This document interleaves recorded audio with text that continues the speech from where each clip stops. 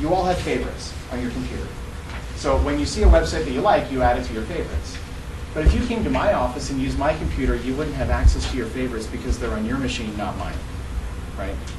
Well, social bookmarking is a platform. It's a website where you can set up an account and you can bookmark your favorites to the website, which means you can use any computer in the world, log into your account, and you have access to your favorites. Well, that's a fairly simple piece of functionality. But the interesting thing is that these platforms aggregate the bookmarking activity of all of their users.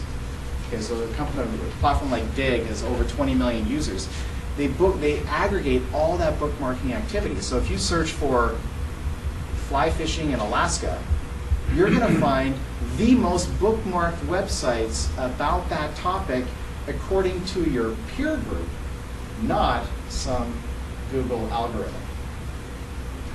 Right? That's a huge opportunity, like for all of us in the room. Your content is being evaluated by your peer group. So you have this kind of traditional model, which we're all familiar with, and I guess to some extent, obviously we have that here. But the social bookmarking platforms are taking the teacher right out of the equation because the peer group can educate itself. So what does that mean? That means everyone in the room can be an expert, the guru in your field, right? We all can, if you have good quality content that is endorsed by your peer group.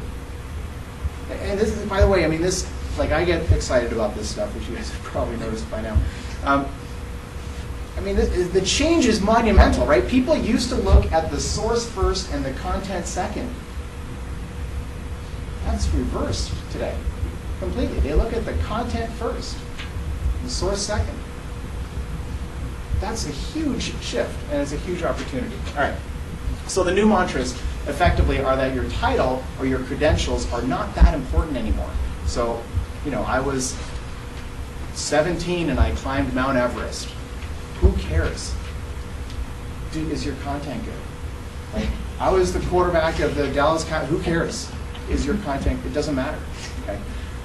People always ask, how do I access a market? And a lot of you said, how do I get business from this? Right? That's why we're here. And we are going to get really deep into that. This is kind of lame. We're pouring concrete right now, okay? And then we'll build a building after. Conversations are markets. So if you want to access a market, participate in the conversation. So that involves really 3 steps. That involves finding the conversation, getting good quality content, and sharing it. And that's it. That's the process that we're after. And it really boils down to participation in the conversation or facilitation of the conversation is where the opportunity is. Okay? And there's a really good example of this. And I am not endorsing any political party. Okay? But there is a politician who last year killed it on the internet. And that is Barack Obama. All right. So, and this is his campaign website, not change.gov.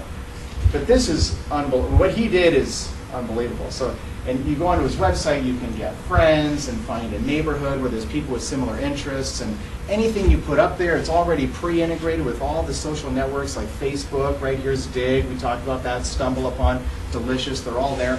You can organize events or find events or attend someone else's events. So you can set up a profile for yourself on his website, and if you did that, you can start a blog on his website. And if you did that, you would have been one of over 60,000 people who were blogging on his website. Google likes content, right? McCain, again, I don't care about the politics. I swear I don't. Okay? Well, I do, but I'm not going to talk about it. But McCain's website had maybe a couple thousand pages. I don't know. I didn't check actually, but it's modern.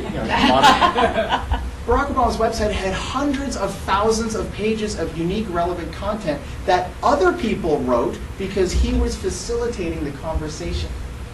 He created the platform that let it happen. We have to talk about the digital divide briefly, and some of you alluded to this in what you said at the beginning.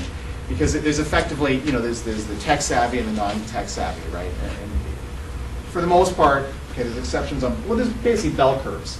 So the non-tech savvy are generally older folks, right? Including, people, I learned this too. I wasn't born with it the way you probably were. So, and then you get the tech savvy, which are generally the younger folks who just grew up with it. They don't know anything different. And we have to talk about this just quickly because the differing views are insane. And if you're going to try and participate in the conversation, we have to speak in their language, right? We have to talk in a language that makes sense to them. So, someone who, and I'm going to say older, younger, I know there's exceptions, right? It's just easier this way. So, the internet is not personal versus the internet is more personal. Right? Totally different. I need to meet someone face to face to really get to know them versus if I only meet someone face to face, I don't know anything about them yet. All I know is what they look like and how their handshake was. Totally opposite. You go to their website, now you know what is this person really all about. Opposite, right? Online transactions are not secure versus you want me to write you a check, which is a piece of paper that has my account number and my address and my phone number and my signature on it in my handwriting. That's secure, do you think? SSL encryption is more secure. If an online transaction goes wrong, I have absolutely no recourse. Versus, if an online transaction goes wrong, I can personally destroy it. Right? You think about the empowerment difference of your audience, right? These people, authenticity is a huge keyword these days, right? Be authentic. Because if you're not, you get called out on the internet and they can destroy your business overnight. So we'll talk about that in a second, but these people can pull the plug and they're not afraid to do it. The young folks, it's brutal. Ripoffreport.com, right?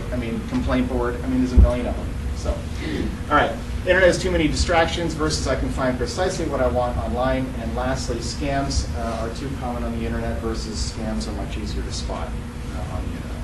So you really get an idea of how different people are thinking about this kind of stuff.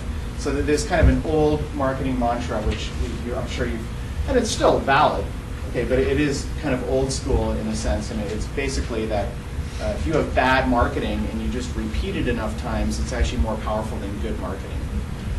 Which is true. Statistically, if you send out a great, let's say postcards, you send out a great postcard once, and someone else sends out a really bad postcard 7 times, the bad postcard will win. Well, there's a new mantra, really, in marketing, and that is that bad quality content combined with community engagement is better than good quality content. Engage your community, right?